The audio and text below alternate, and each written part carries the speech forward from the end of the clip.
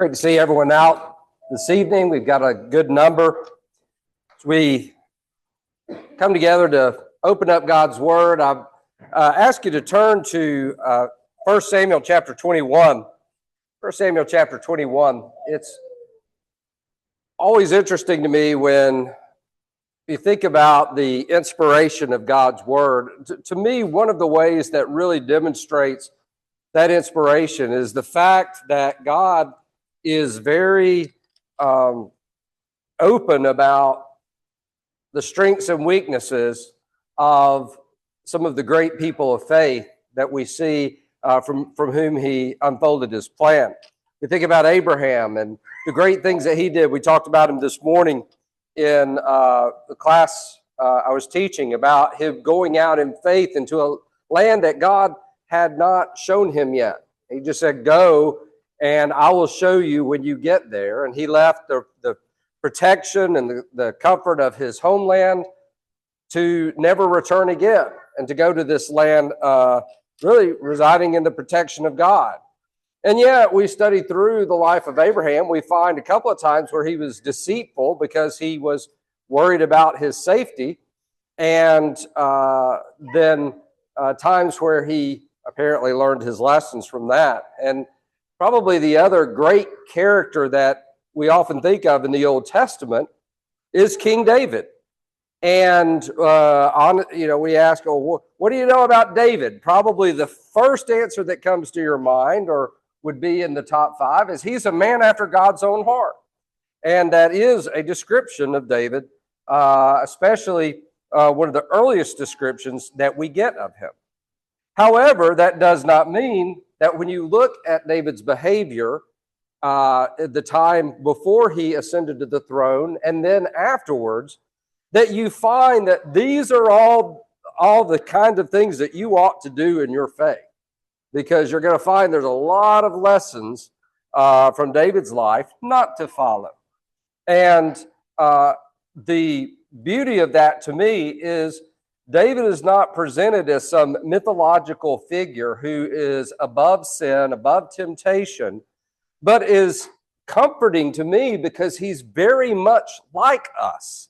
That when we see where there are things that he does that are not right, that we can kind of sympathize with why he did what he did in that situation and learn from it, as we see that David also learned from these things. And I want to talk about tonight a couple, but really end up focusing on one of David's, I would call a crisis of faith. Not that he went from a potential of believing in God to not believing in God, but there were times where in his life he was so dependent on the protection of God and the care of God and understood the plan of God that we see him accomplishing some wonderful things. And then there are sometimes times that fall shortly after that, where the choices that he makes are not the ones that he should have.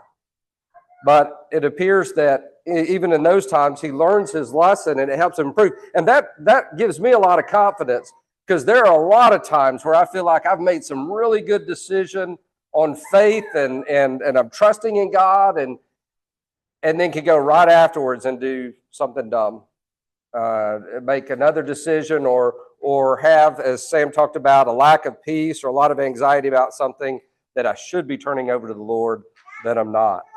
And so that comforts me about God preserving all these things about the life of David, that he is very much a man like us, and so many things that we can learn. When David was anointed to be king, Saul was still the king in Israel.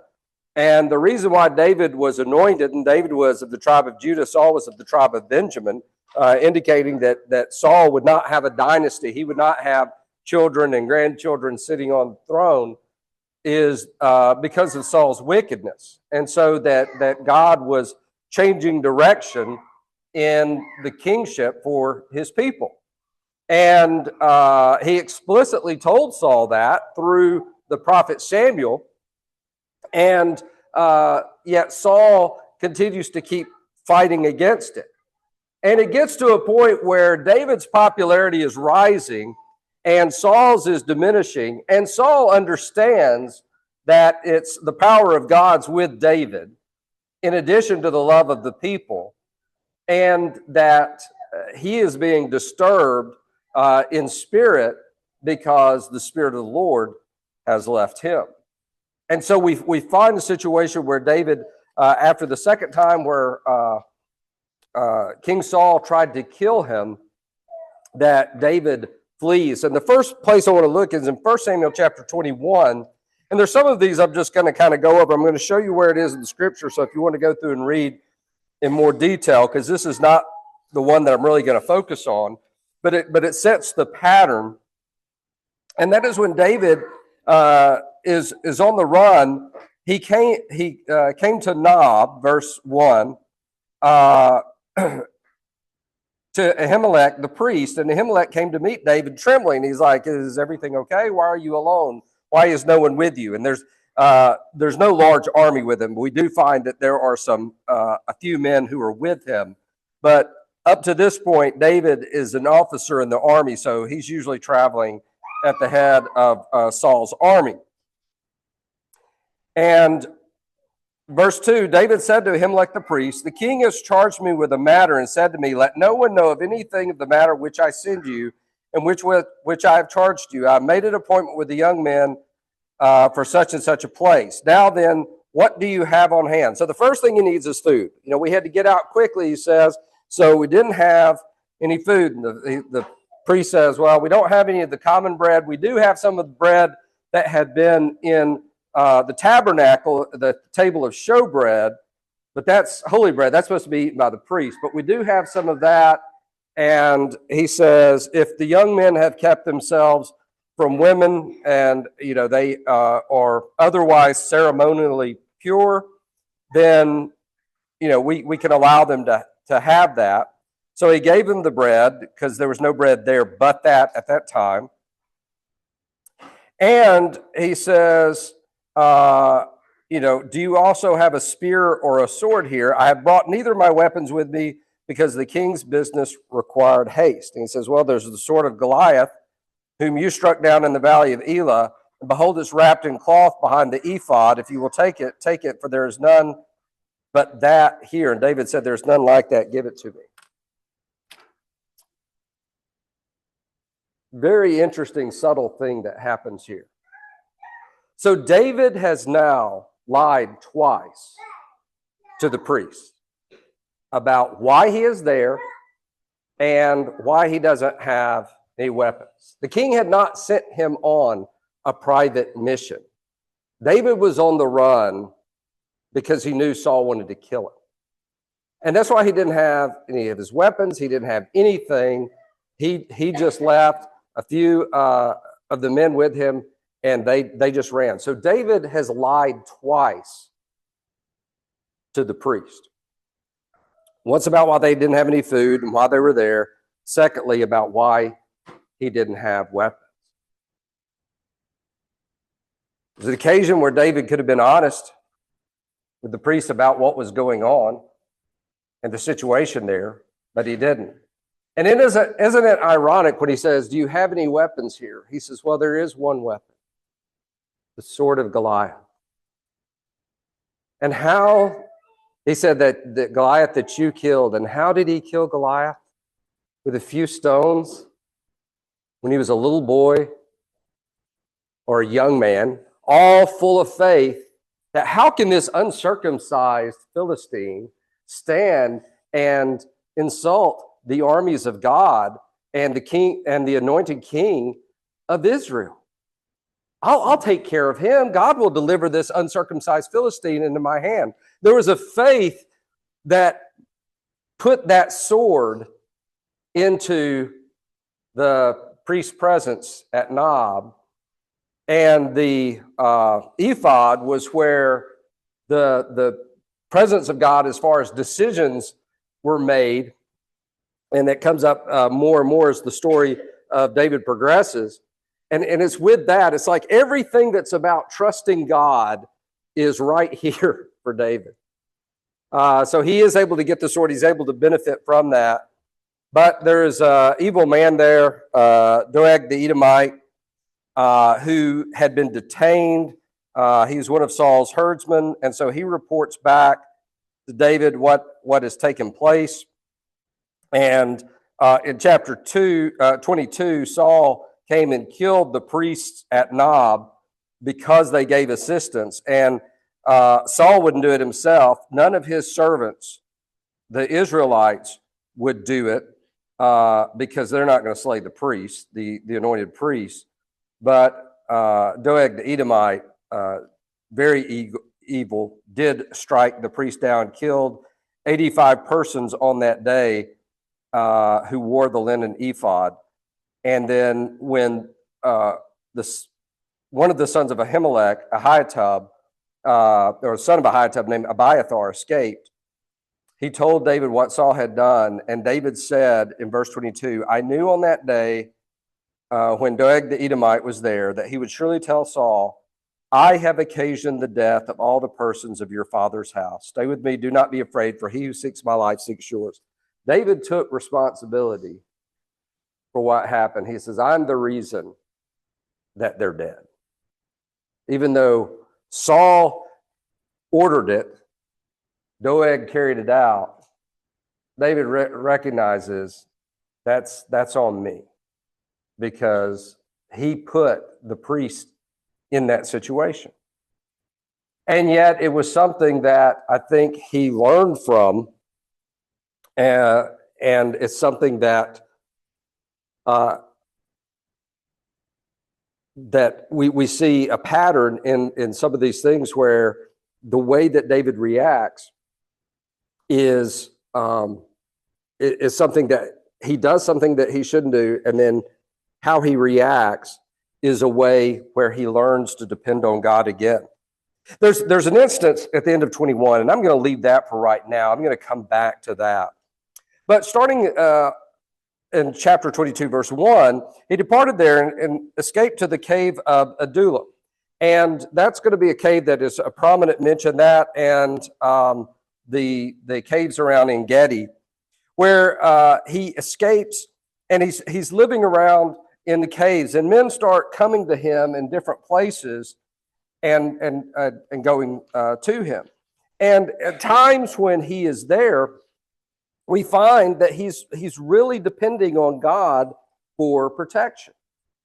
And then later on, when he goes down to chapter 23, the city of Keilah, the Philistines are fighting against it. So David inquires of the Lord, because now Abiathar the priest has the ephod, and he has he's in his presence. David is inquiring of God through him, and he says, can I go up and attack the Philistines, and will I save the city? And he says, yes, go up and attack and you'll save it. And so he went down, he attacked, he had great success against it. Saul hears about it. Saul brings his army, starts coming down, and David inquires again. At this point, we see David is very dependent on the direction of God. And he says, are the people of Keilah going to give me up? And he says, yes. And, is Saul going to come down? Yes. So he escapes out, and once again is living away from Keilah, out in the strongholds of the wilderness, chapter 23 and verse 14, in the hill country of the wilderness of Ziph. And so Saul is pursuing David at various points. In the verse or chapter 24, there's a situation where David in verse 1 is hiding in the wilderness of En Gedi. And so Saul has 3,000 elite soldiers, chosen men out of Israel, who went in front of the wild goats rocks, and he comes by, and they've gotten notice that David is here, and Saul has to go to the restroom. So he's a king. He's not just go out in the field in front of everybody or whatever. He goes up into this cave. Well, David and his men are hiding in the backside of the cave. And as Saul is relieving himself, the men are like, God has delivered him into your hands. And this is your chance to kill him and take the throne. But David says, I'm not going to kill the Lord's anointed, nor am I going to let you do it. No getting around the issue by saying, okay, well, I don't kill him, but one of you kills him, then I haven't killed the Lord. David knows not to play those kind of games. And so he cut off the end of his robe. Saul leaves. He goes out, and David lets him know that he has been spared.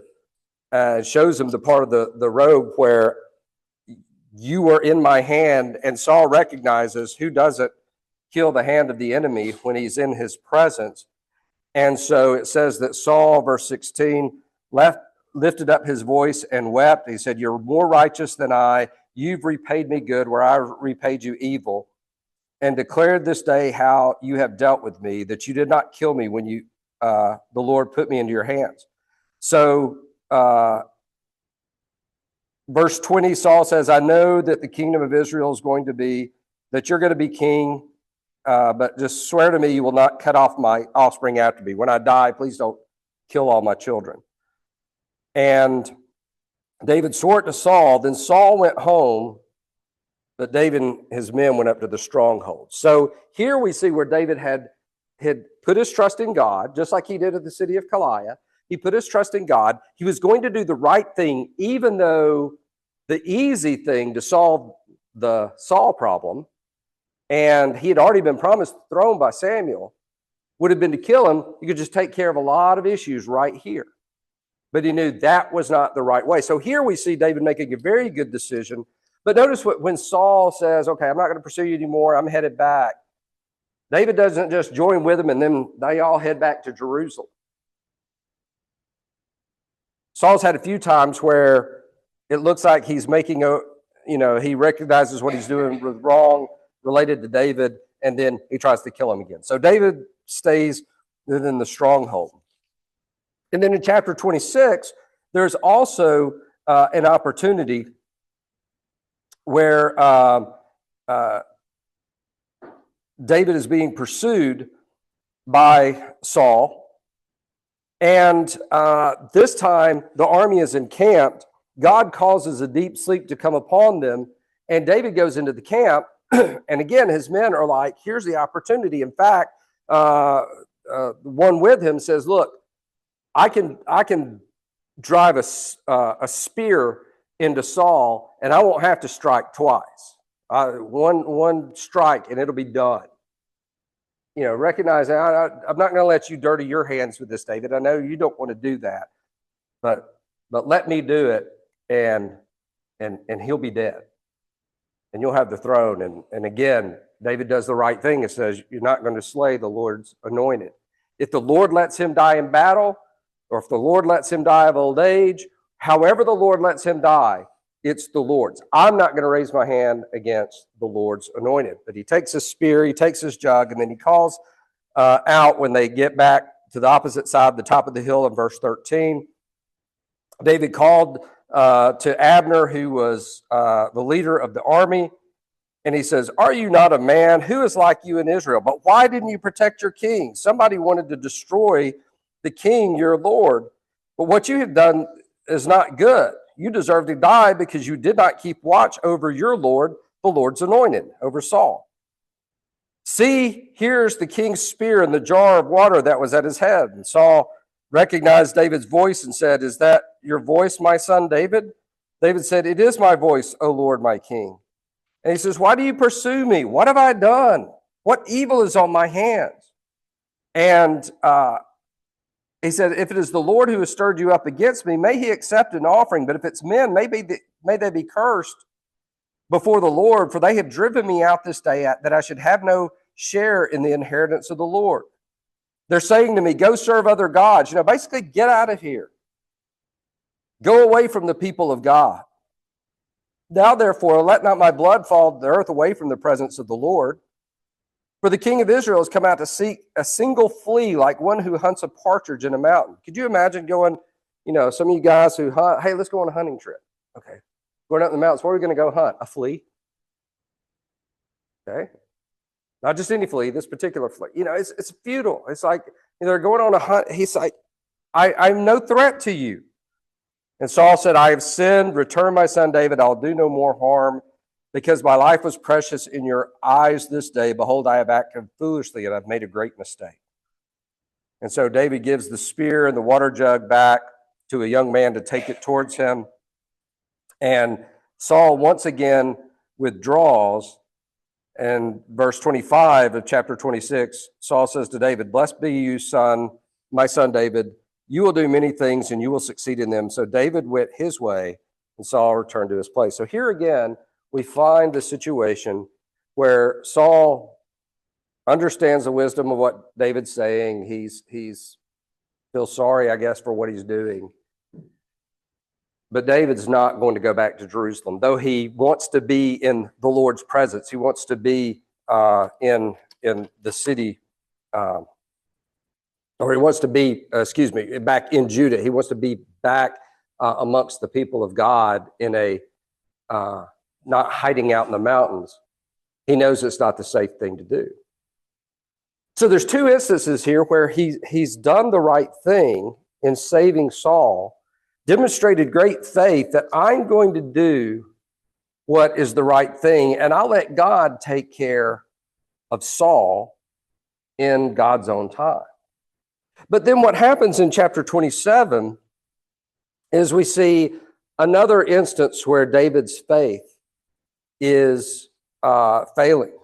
David said in his heart, "Now I shall perish one day by the hand of Saul. There's nothing better to me than I should escape to the land of the Philistines. Then Saul will despair of seeking me any longer within the borders of Israel, and I shall escape out of his hand." He didn't consult Abiathar on this. And, the message of God of what do I need to do next? He is in despair. He says, I'm going to perish one day by the hand of Saul. Just that very statement indicates this situation that's in his heart. And it's one that I can understand.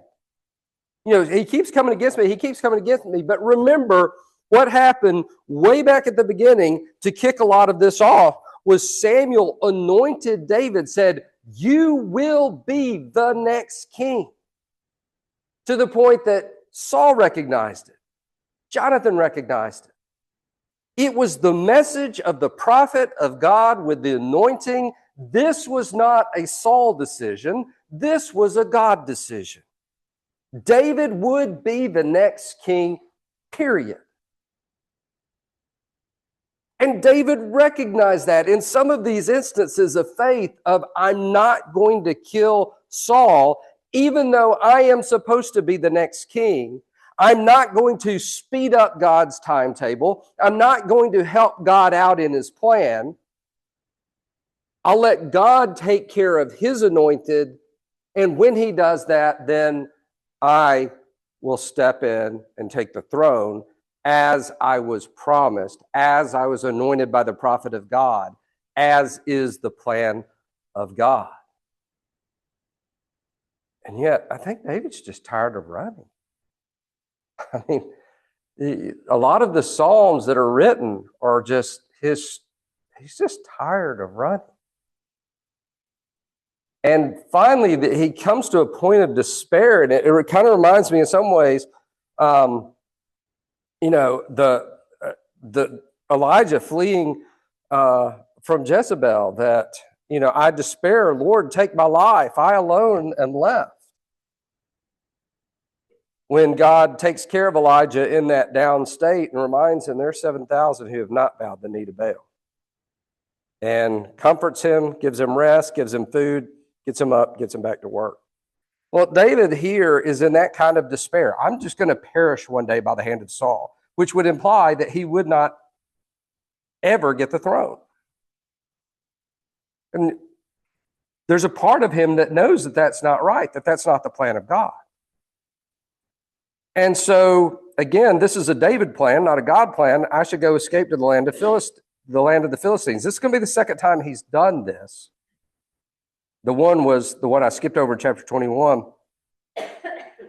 And David arose. He went with 600 men who were with him to Achish, the son of Maoch, king of Gath.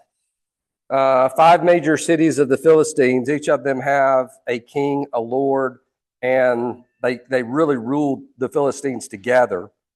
And so he goes to King Gath, and he lived with him at Gath, he and his men, every man with his household.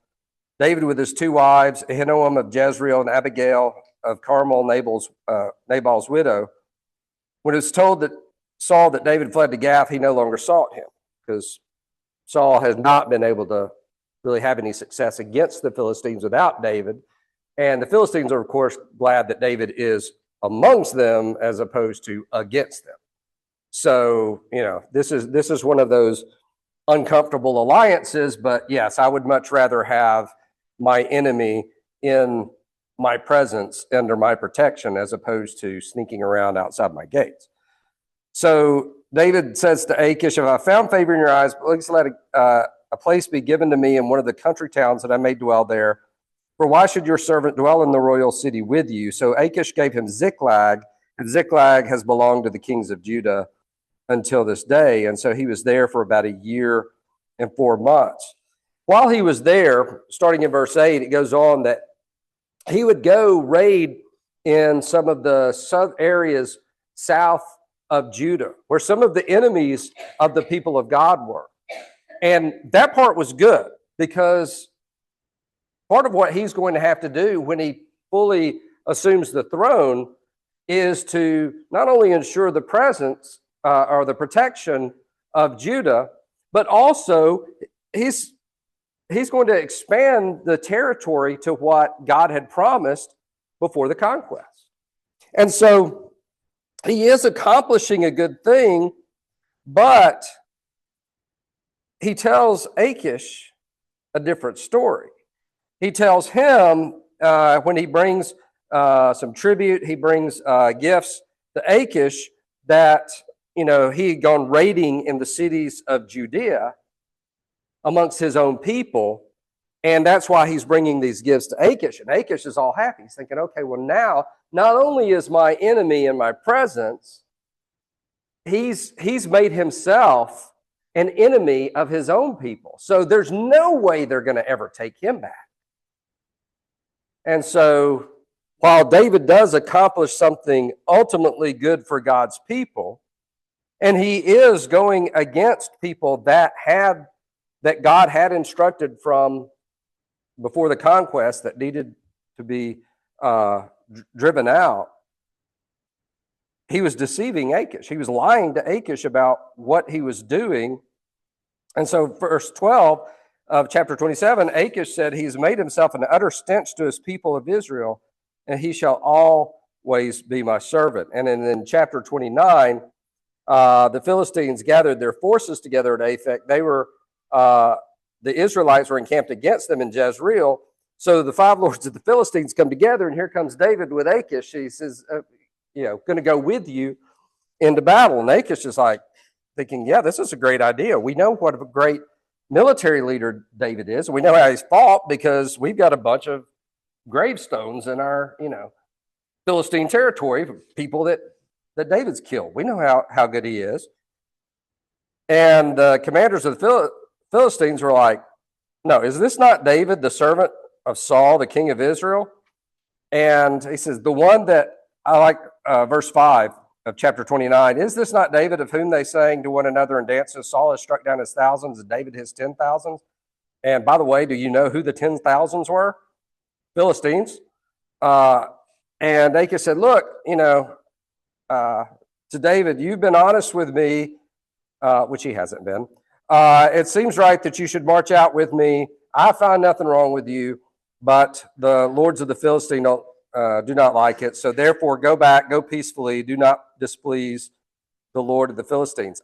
David's answer, I think, is very interesting in verse 8. David said to Achish, but what have I done? What have you found in your servant this day that I entered your service till now, that I may not go and fight against the enemies of my Lord the king? I don't think David's talking about Achish there.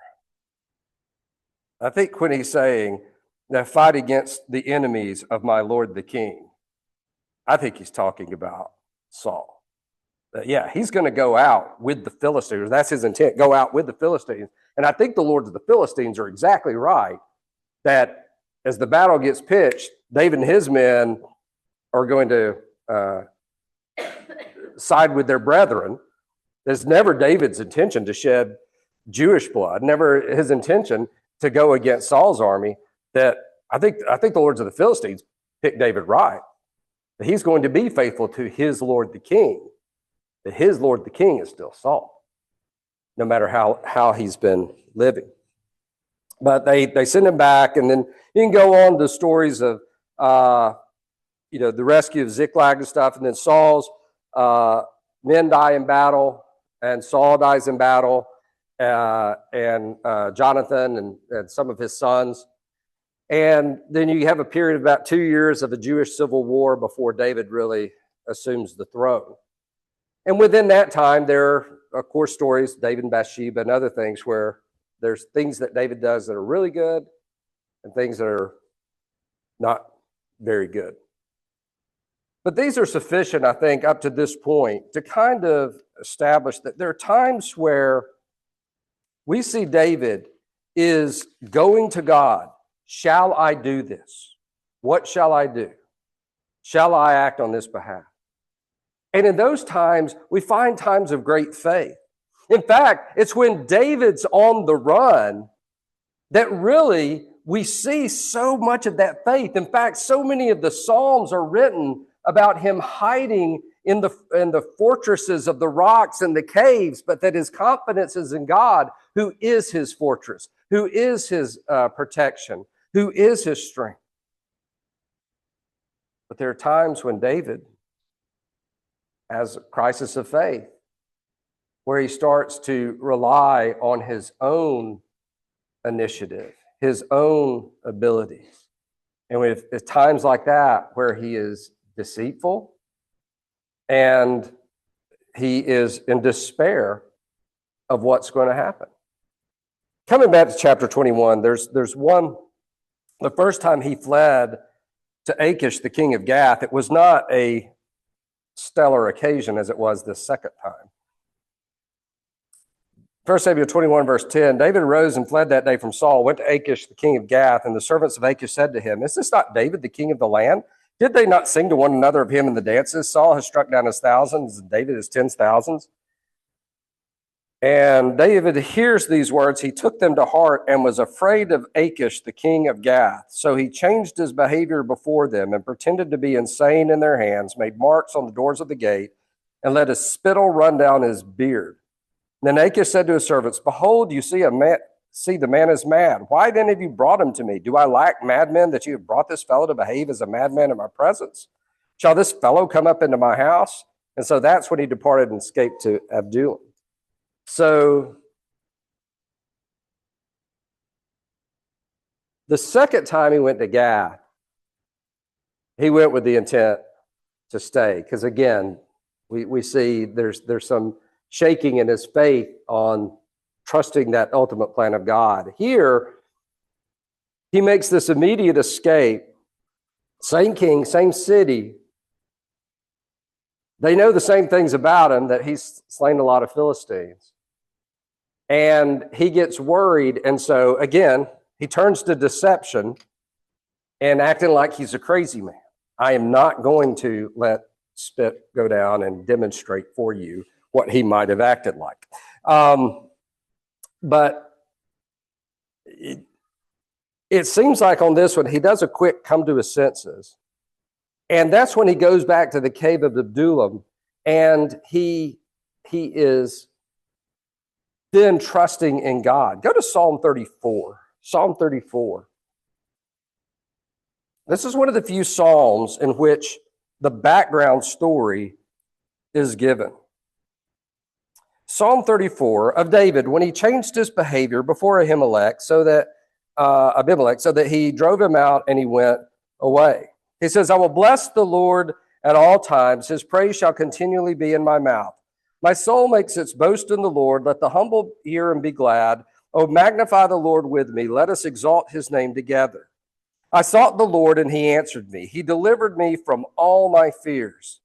Those who look to him are radiant, and their faces shall never be ashamed. The poor man cried. The Lord heard him and saved him out of his troubles. The angel of the Lord encamps around those who fear him and delivers them. Oh, taste and see that the Lord is good. Blessed is the man who takes refuge in him, not in Gath, not in the presence of that Palestinian or Philistine king, who takes refuge in him. Oh, fear the Lord, you saints. For those who fear him have no lack. The young lions suffer want and hunger, but those who seek the Lord lack no good thing. Come, O children, listen to me. I will teach you the fear of the Lord. What man is there who desires life and loves many days that he may see good? Keep your tongue from evil, your lips from speaking deceit. Turn away from evil and do good. Seek peace and pursue it. The eyes of the Lord are toward the righteous, his ears are towards their cry.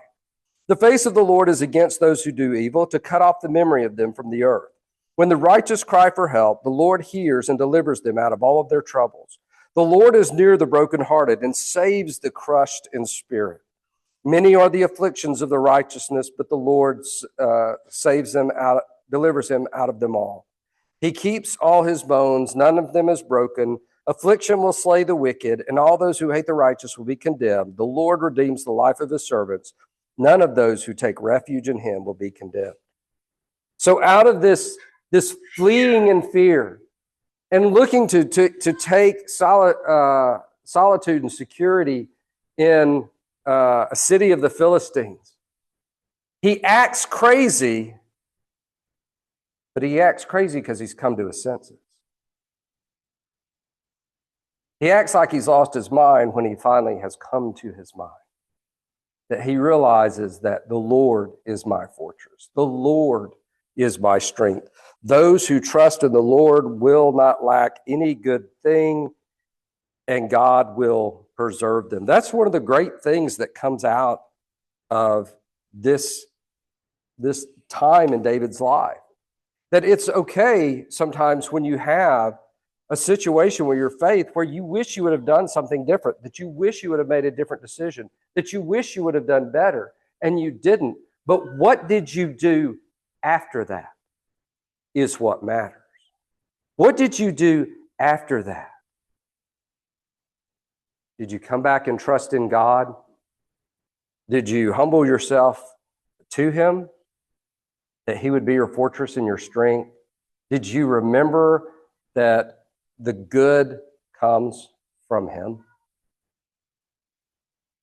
And we see that's what happens with David. There's times where he acts in ways that he should not, but he comes back out of the situation with Bathsheba.